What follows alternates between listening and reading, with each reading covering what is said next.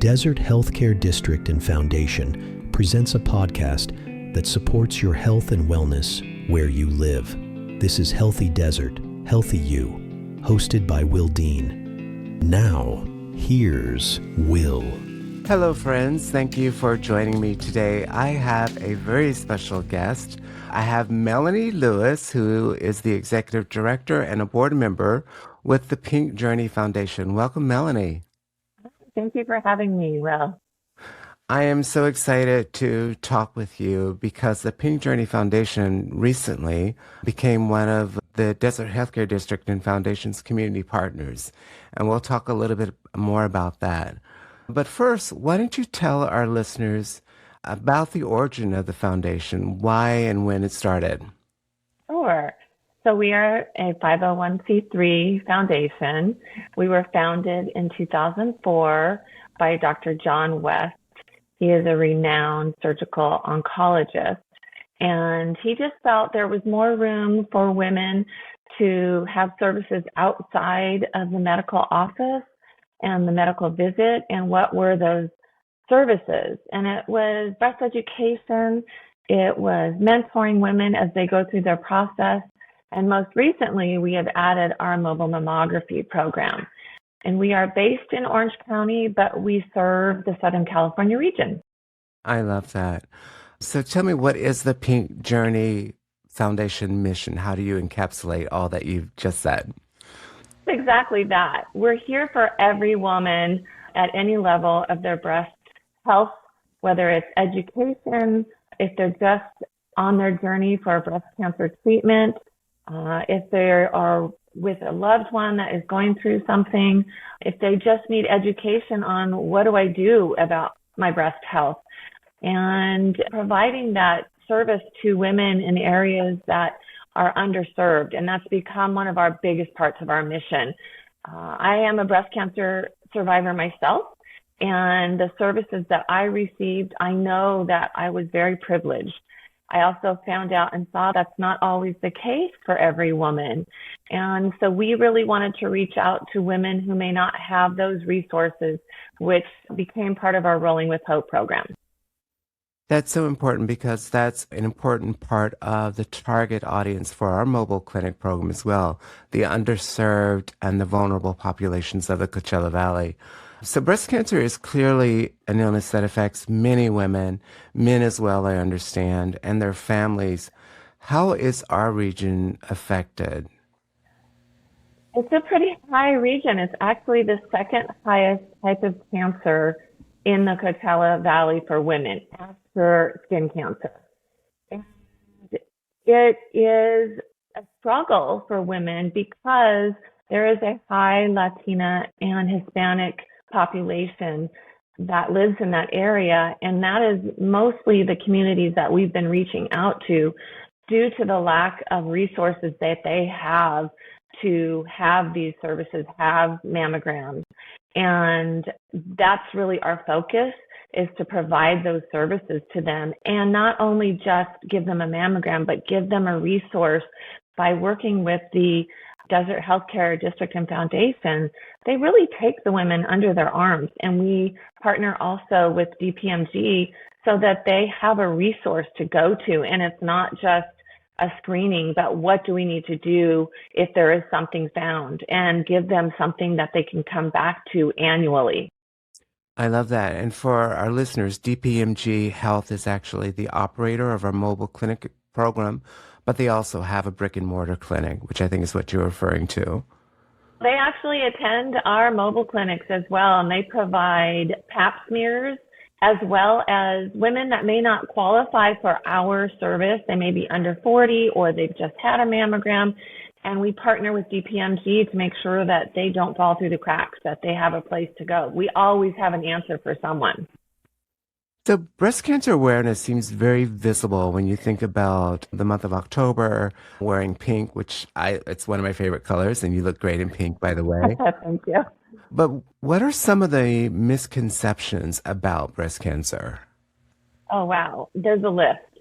First and foremost, it isn't just women, and you mentioned that earlier. It's 1 in 8 women that will have breast cancer in Wow. our country as we speak now, unless other things change. Hopefully, maybe a vaccine at some point. Men also get breast cancer. One in about 750 men will be diagnosed with breast cancer. Age. It isn't a particular age that women get breast cancer, but I will tell you the two biggest factors of breast cancer are one, being a woman, and two, getting older. So it can occur at any age. Family history. Some people think I don't have anybody in my family that has breast cancer, so I probably won't get breast cancer. That's not true. I have a genetic mutation and nobody in my family that I'm aware of was diagnosed with breast cancer. It's about 10 to 15% of breast cancers that are hereditary. So it's much lower than many people think. So a lot of people think I don't have anybody in my family, so I probably won't get breast cancer. And those are the biggest factors. Mammograms. People think, oh, I don't need a mammogram. I don't feel anything. Most breast cancers you don't feel. So you do need technology. You need mammograms or ultrasounds, MRIs to find a breast cancer generally. So the fact that women think, oh, I don't feel anything, I don't need a mammogram. We recommend a mammogram for women 40 and older once every year. Okay, so I would assume that you do encourage self-examination, but in addition to that, you should get the mammogram. Yeah, self-examinations monthly, we talk about that all the time, really helps you understand what is, quote, normal for you.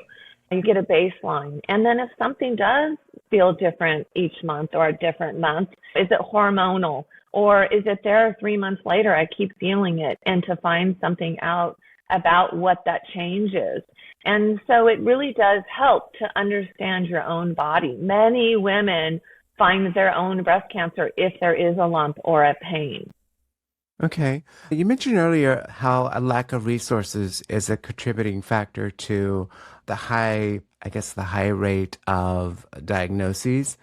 Are there some other hurdles to women getting checked out for breast cancer? Yes, I would say first and foremost, when I talk to women, and I talk to all women when we're out at these events, is finding time for themselves. And so we always encourage women to think about themselves, because many times the woman is the leader of what's happening in the home. She's the one that maybe is providing the meals and gets the kids to school and make sure all the factors are happening to have the house run smoothly. So she runs out of time. Time is the big thing. I don't have time to make an appointment for myself. I don't have time to go to that. There are many factors as well within different cultures that if you have a diagnosis, that it can be a negative effect on your family financially. It can be a negative effect on time. It can be a negative effect on how the community looks at you. In many cultures, it's a negative effect on you as a person if you have an illness of any sort. So if you don't feel anything and you don't know anything, then maybe there isn't anything there. A big hurdle is insurance. As we know throughout the country, that is a big hurdle for people to get through to get any kind of service. And our service is no cost to the women. We don't even ask for insurance.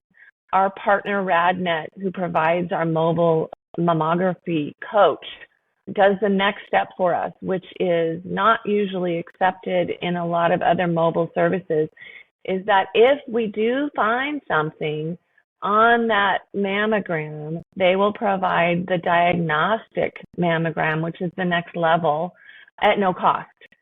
And what I really love about partnering with Desert Healthcare is that they really care about the woman. It's not just a procedure. It's not just, okay, you did your mammogram, see you next year, figure it out, go take care of yourself.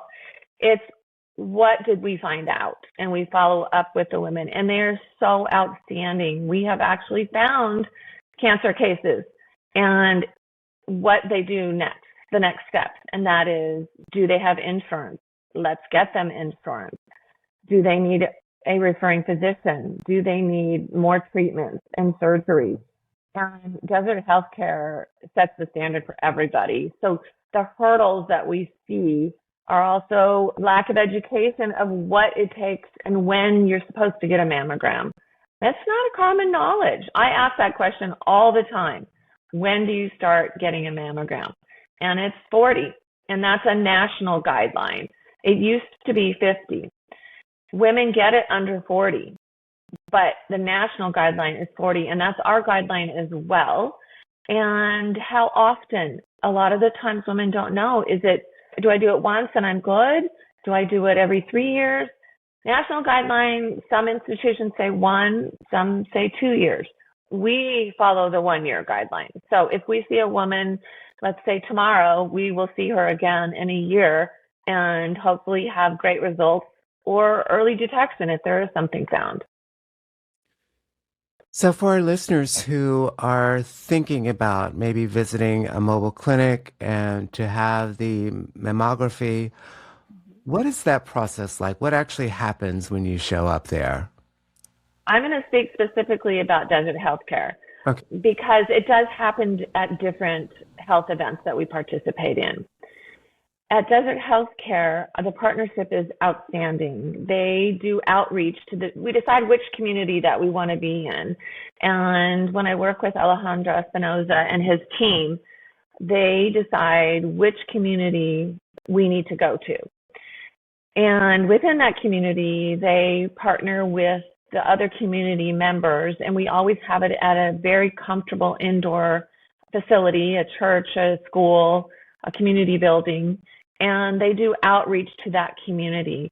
And we generally have between 35 and 50 women that we screen between a 9 to 5 day. And they get the information from the women, and there are guidelines. And the quick guidelines are that the woman needs to be 40 and or older, has not had a mammogram in the last year or 12 months from when we're doing the event, is not breastfeeding, does not have current breast health issues. And the reason I say that is because this is a basic 3D screening. If they have current issues that they're aware of and they have seen a radiologist that has said you need to have a diagnostic screening, that is the next step. And that is not something we can do on the truck. So that is one of the issues when we talk about not having a breast health issue. And then a photo ID, because in order to follow the HIPAA laws, we need to make sure the person we're screening and sending the results to is the woman we are screening. Right. But we do not ask for any insurance, and it's no cost always. Once they go through that kind of vetting question situation, then Desert Healthcare books the appointments for them. And we go over the list, and then they are so wonderful. They follow up with them prior to our event to make sure that they remember, that they can still attend. What I love is many of our women, their main or first language is Spanish. And having Desert Healthcare be able to communicate in that language with them in a comfortable situation is just really vital for them in the first steps of putting away any kind of fear possibly of what it is about having a mammogram or being the first person in their family to have a mammogram. And they are so kind and patient with understanding and explaining the situation of what this mammogram is all about. Then they come at their time, and we have them go through the registration forms. We provide them in Spanish for them. We have translators at the event, and then I personally walk them on to the mobile unit. Both of our technicians that we use are Spanish-speaking and very comfortable with speaking with the women in any respect of what their questions might be. And a lot of it is fear. And so I always try to whisper into the technician's ear, hey, this is the first time for this woman, or she's afraid of how it's going to feel, or she's just not comfortable. A lot of times in culture, showing your female parts it's a different thing. I even had one woman come out to say, I said, how was it? It was your first time. And she said, like a massage. And I said, I don't think you've ever had a massage before. But, Right. but the point is, our technicians are really good at what they do. And they care about the women and they want them to feel comfortable about it as a good experience so that they will come back each year. And so our partnership with Desert Healthcare doesn't stop there, because after the event, when the letters come back to them and they get the results, which we hope they say, we'll see you in a year, or we need to do further screening, Desert Healthcare will step in and work with the woman to find out what are those next processes. Many times that we have talked to Desert Healthcare, what are our next steps? And hopefully it's just they had dense breasts and they need to have more screening, and that there's a clear result after that. And if not, hopefully it's early detection and we go from there. Early detection is so important.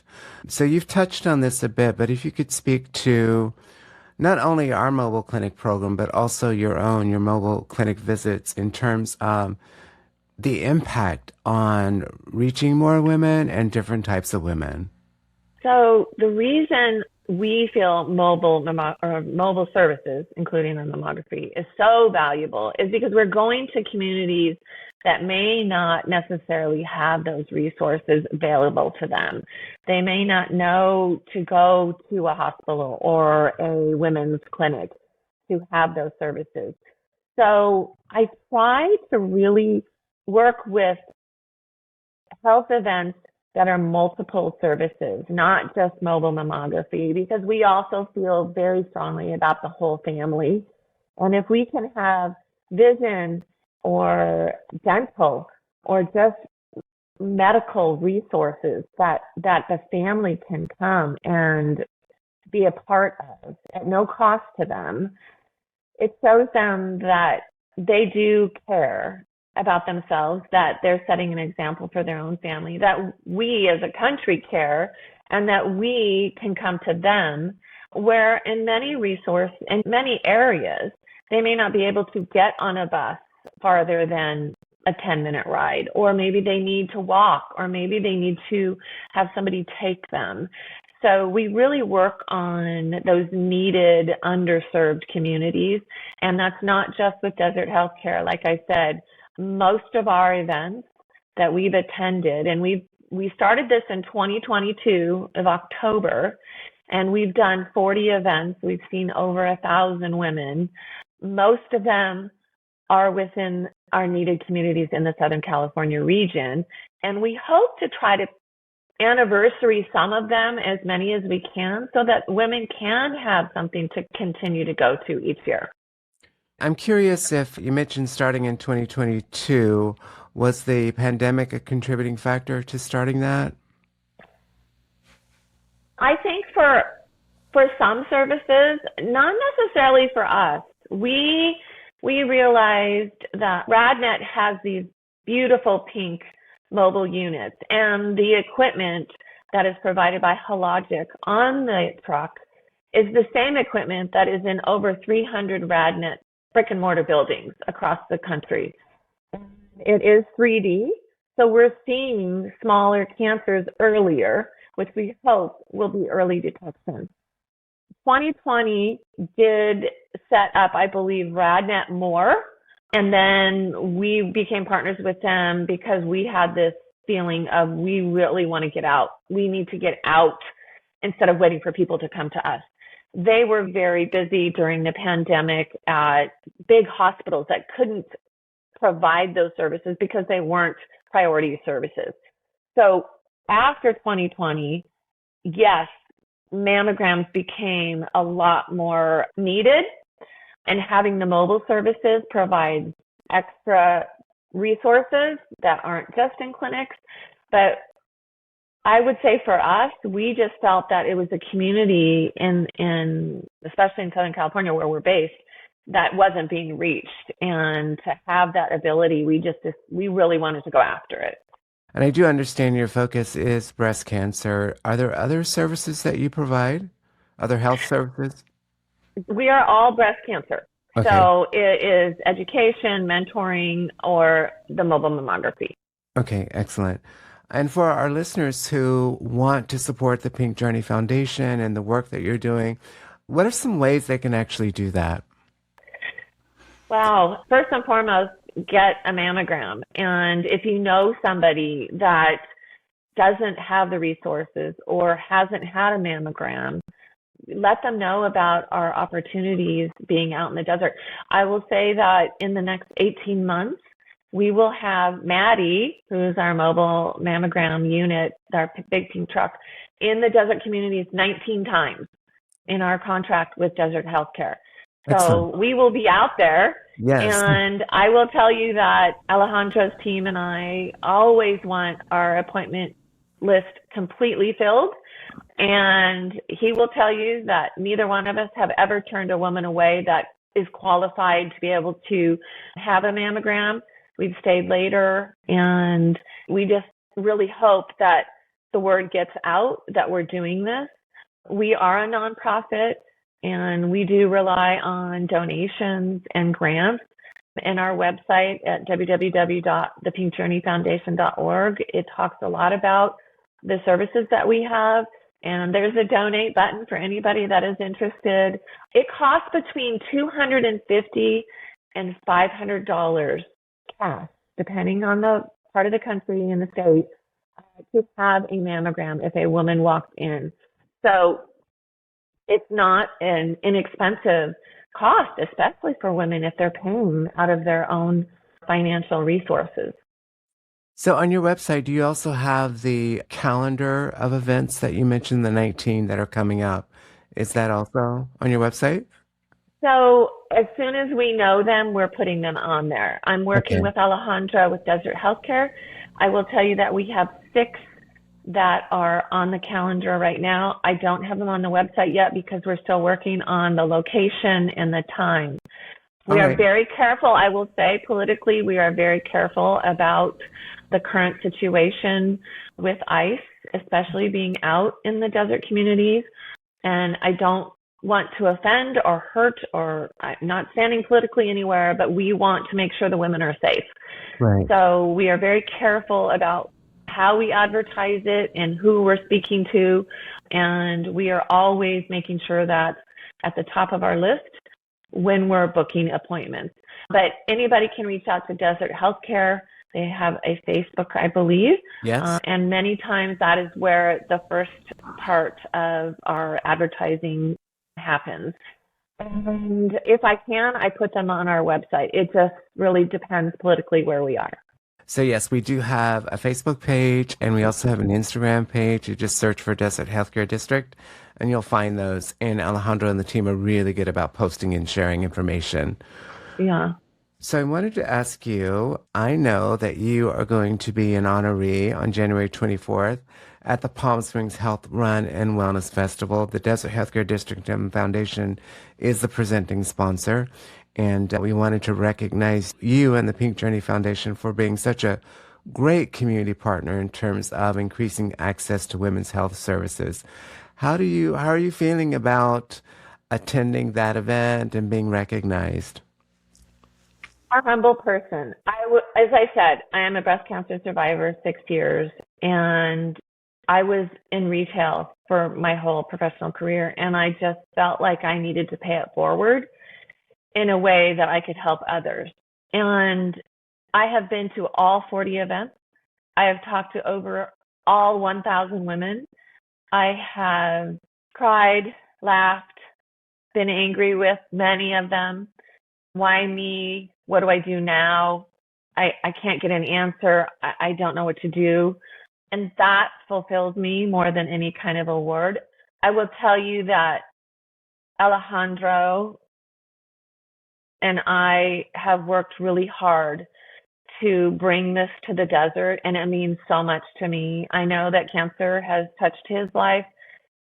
And I would say that if you almost ask anybody, they know somebody who has had breast cancer, being 1 in 8 women. And when he came up to me at the California Care Force health event, it'll be 4 years ago, 2022, he had a vision. And we need these services out here, not just once or twice, but let's see how it goes with his program of other mobile services. And I know he's adding other services to the event. But between when we've started this with Desert Healthcare, we've seen over 250 women, and 30 of them were callbacks. And when I say callback, that doesn't mean breast cancer. It means that they have needed something further. And those 30 women, whether it was another screening or life-saving surgery, if I can help one person, it's saving lives. And I know that Desert Healthcare thinks the same exact way. So it's such an honor, really, to be honored by them. I feel like I don't deserve it because we're doing this as a team, and that it's an honor to be able to come out and provide the services to these women. And that's the biggest gift for me. Thank you for that. And on behalf of our team, I would say that you are totally deserving. And the great thing about the recognition is that you never know who's going to be in the audience and who's going to hear a very encouraging message in terms of getting checked out. Right. And then that happens a lot. I encourage women to bring a friend. If you know somebody, in fact, I was booking appointments for an event here in Orange County, and she said, "Can I bring my friend?" I said, "Absolutely, bring your friend." One of my stories, when I was working in retail, I shared my journey, and a woman came up to me maybe a year later that worked with me and said, "Because of your story, I went and had my first mammogram," and she found out she had breast cancer. Wow. And that to me was like, wow. So like you said, sharing your story and wearing your pink, and it's not just breast cancer awareness in October. That's why Alejandro and the team at Desert Healthcare, we're so grateful to be able to do this month after month, because it's not just in October. It's every day, everywhere. Any parting thoughts for our listeners? Just last words about the importance of getting checked out? Yeah, couple things. If you feel something different about your body, no matter what your age is, ask your doctor. If you don't have a doctor, ask someone you trust that can maybe help you get the resources. Don't be afraid to push if someone says, "Oh, you're too young for that. You're too young to have a lump." That's not true. Just be your best advocate. Self-awareness every month, doing self-checks, and getting your mothers and grandmothers and aunts and sisters in to have mammograms. It's an important part of our physical being, and we need to make that a priority. If you can, every year once you turn 40, unless there are other outside factors that you need to do it more often or a different age. Be your best advocate. And so we can learn more information at thepinkjourneyfoundation.org. Exactly, thepinkjourneyfoundation.org. Okay, and also on the event that I mentioned, January 24th, you can visit palmspringshealthrun.com. Melanie, thank you so much for being with us today. Thank you for having me, Will. All right, take care. Thank you for joining us on this episode of Healthy Desert, Healthy You. This podcast is a production of the Desert Healthcare District and Foundation in Palm Springs, California. For more information, please visit the website dhcd.org. Our annual conference site is healthydesert.healthyu.com. This podcast is available at most major podcast portals, including Amazon Music, Apple Podcasts, Audible, Captivate.fm, Spotify, and YouTube Music. Thanks for listening. Be sure to subscribe.